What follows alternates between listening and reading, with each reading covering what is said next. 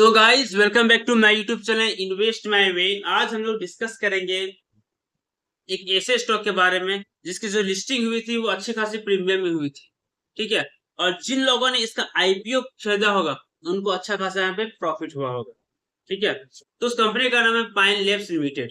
ठीक है। तो देखते हैं इस कंपनी को फंडामेंटली इस कंपनी है कैसा और टेक्निकली कैसा है, यहाँ पे गिरावट क्यों हो रही कंपनी फंडामेंटली, ये लॉन्ग टर्म के लिए अच्छी है या नहीं, वो हम लोग समझेंगे इस वीडियो में। ठीक है।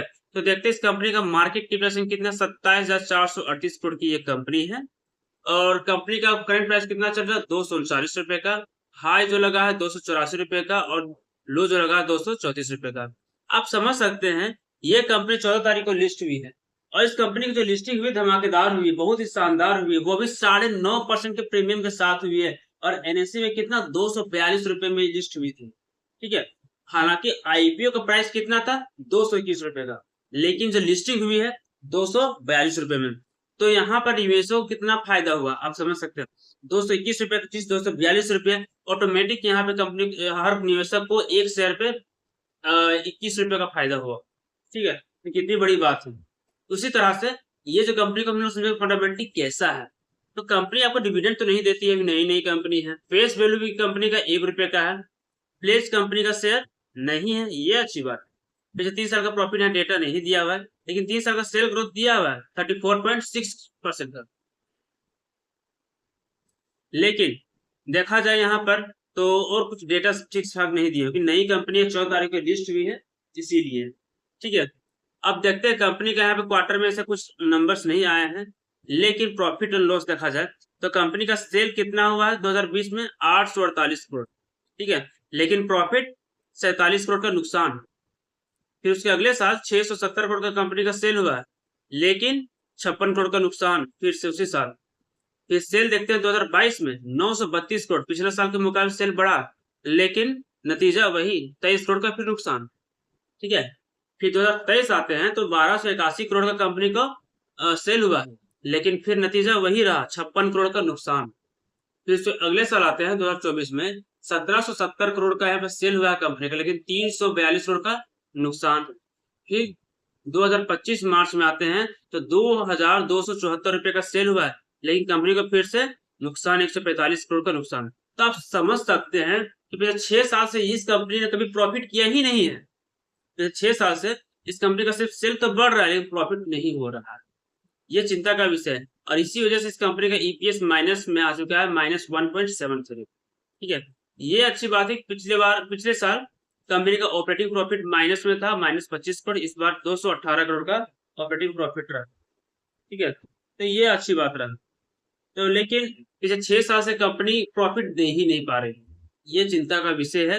अगर आपके पास ये शेयर है तो आप सोचे विचार करें। ठीक है। अब देखते हैं कंपनी का बैलेंस शीट क्या कर रहा है। तो देख सकते हैं रिजर्व 2020 में 1035 करोड़ का था। ठीक है। फिर उसके अगले साल 1178 करोड़, फिर उसके अगले साल 1900 करोड़, फिर उसके अगले साल 2170 करोड़, और फिर उसके अगले साल 2024 में 3466 करोड़ का, और मार्च 2025 में 3431 करोड़। रिजर्व तो अच्छा खासा बढ़े और रिजर्व अच्छा खासा कंपनी के पास है। ठीक है। लेकिन इसके साथ कंपनी का कर्ज भी बढ़ा है। तो देख सकते हैं कि मार्च 2020 में 176 करोड़ का कर्ज, उसके अगले साल 191 करोड़ का कर्ज, उसके अगले साल 236 करोड़ का सेल, उसके अगले साल 307 करोड़ का सेल, उसके अगले साल 730 करोड़ का सेल, फिर उसके अगले साल 1046 करोड़ का सेल।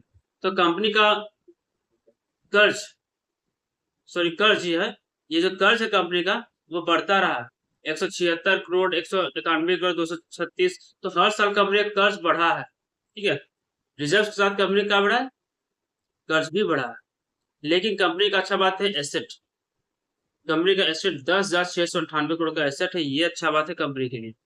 तो लेकिन कंपनी पिछले 6 सालों से ये कंपनी आपको प्रॉफिट नहीं दिया है, ये चीज आप दिमाग में रख लें। ठीक है।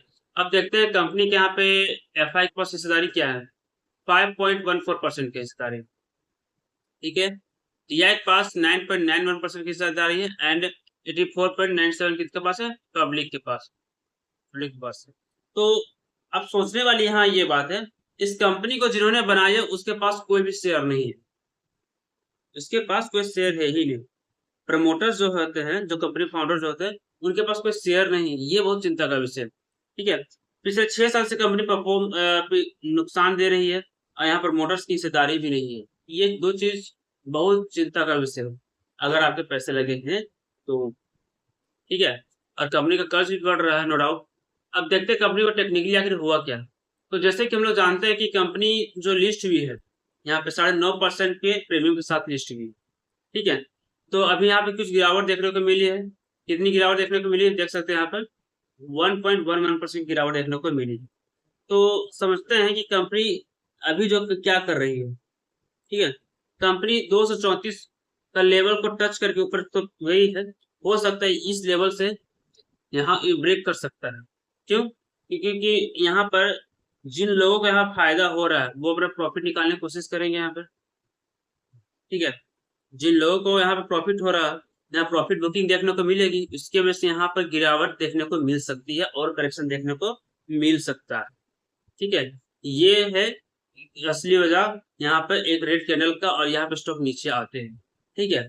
अगर आपके पास पहले से तो आप होल्ड करके रखें लॉन्ग टर्म के लिए, कोई दिक्कत की बात नहीं है। लेकिन अगर आप नए निवेशक हैं तो यहाँ पर करेक्शन और हो सकता है, इसलिए थोड़ा सा वेट करें। 224 का ये यहाँ पर क्रॉस मतलब ये लेवल तोड़ सकता है, ये इस लेवल को यहाँ पे थोड़ा सा तोड़ सकता है, ठीक है।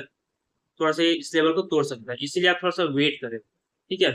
अगर आप नए निवेशक हैं तो थोड़ा सा लेवल टूटने का इंतजार करें, और अगर इसके ऊपर जाता है, जब तक इसको क्लोजिंग ना दे, ठीक है, 244 को क्लोजिंग ना दे तब तक हम लोग बाय कर नहीं सोचेंगे, ठीक है।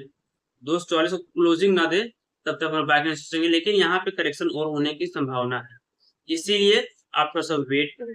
इससे पहले बिल्कुल भी घबराए नहीं, ये नया स्टॉक है, इसीलिए आप प्रॉफिट बुकिंग देखने को मिल सकती है और करेक्शन देखने को मिल सकता है, इसीलिए थोड़ा सा वेट करें। और ये हो सकता है आने वाले समय एक मल्टीबैगर साबित होगा, लेकिन थोड़ा सा कुछ समय लगेगा कि ये जो स्टॉक है नया नया लिस्ट हुआ है, ठीक है। और अगर मेरी जानकारी आपको अच्छी लगी हो तो मेरे चैनल को लाइक और सब्सक्राइब करना बिल्कुल भी ना भूलें। Thank you.